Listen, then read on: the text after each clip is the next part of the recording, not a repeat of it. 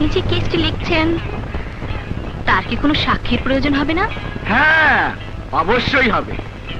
Case লিখছি আর ভাবছি কাকে সাক্ষী বানাই, কারণ আপনার বাবার আদেশ পালন না করে কি পারি?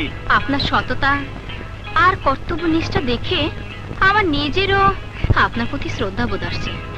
ওসি সাহেব, যদি কিছু মনে না করেন তাহলে আপনাকে একটা উপদেশ দেই। আরে, আপনাদের উপদেশ আর আশীর্বাদ পেয়েই তো এখানে সহি সালামতে টিকে আছি। তাই আপনাদের উপদেশ মানবো না তো কার উপদেশ মানবো? আমার উপদেশটা একটু অন্যরকম।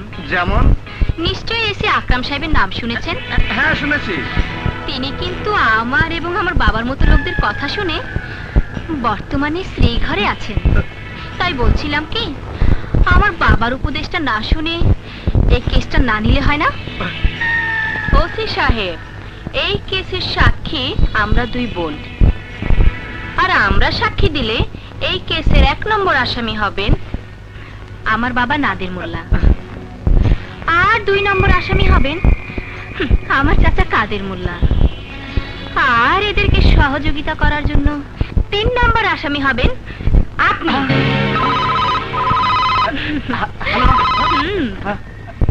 হ্যালো, আসসালামু আলাইকুম স্যার। ওয়ালাইকুম আসসালাম।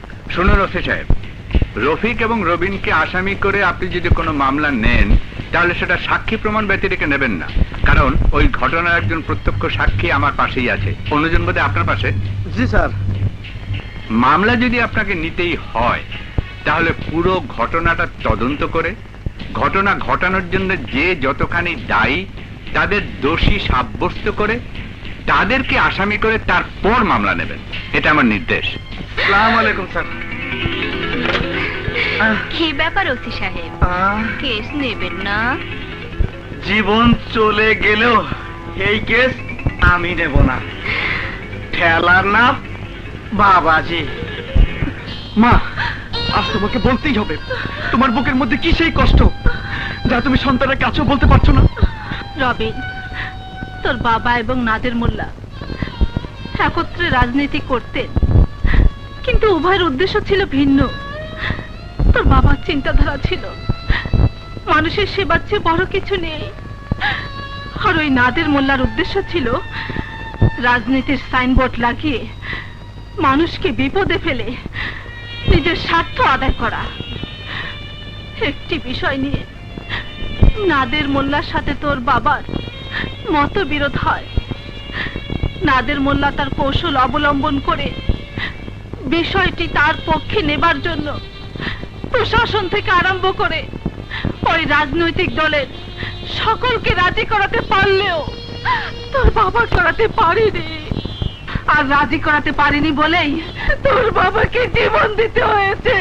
মা, তুমি কেন এত বড় কি সত্যি ঘটনা আমার কাছে গোপন করে রেখেছো? ওই নাদের মোল্লা আমার বাবার হত্যাকারী, একথা তুমি কেন আগে আমাকে বলনি? যে নাদের মোল্লা আমার শক্তি ছাড়া পথ চলতে পারেনি, সে আমার বাবার হত্যাকারী। যদি একটিবার জানতে পারতাম তাহলে ওর মাংস আমি কুত্তা দিয়ে খাওয়াতাম। বলো মা, তুমি কেন এতদিন আমাকে বলনি? তোকে হারাবার ভয়ে। খালাম্বা, যে নাদের মোল্লা আমার জীবনটা নষ্ট করে দিয়েছে, যে নাদের মোল্লা আপনাকে বিধবা করেছে, রবিনকে করেছে এতিম, সেই নাদের মোল্লার বিরুদ্ধে আমি সংগ্রাম করব। ওদের সন্ত্রাসী শিকড় এ দেশ থেকে উপড়ে ফেলবো। এর জন্য যদি রক্ত ছড়াতে হয় তাতেও প্রস্তুত আছি। না রফিক, তোমাকে রক্ত ঝরাতে হবে না, আর রক্ত ঝরিয়ে সব প্রতিশোধ নেওয়া যায় না। তুমি সত্যিই যদি নাদের মোল্লার অপকর্মের প্রতিশোধ নিতে চাও তাহলে তোমাকে মেহনতি জনতা নিয়ে সংগ্রাম করে নাদের মোল্লার ভণ্ড জননেতার মুখোশ খুলে দিতে হবে। সেই জন্য তোমাকে মেহনতি মানুষের পাশে গিয়ে দাঁড়াতে হবে।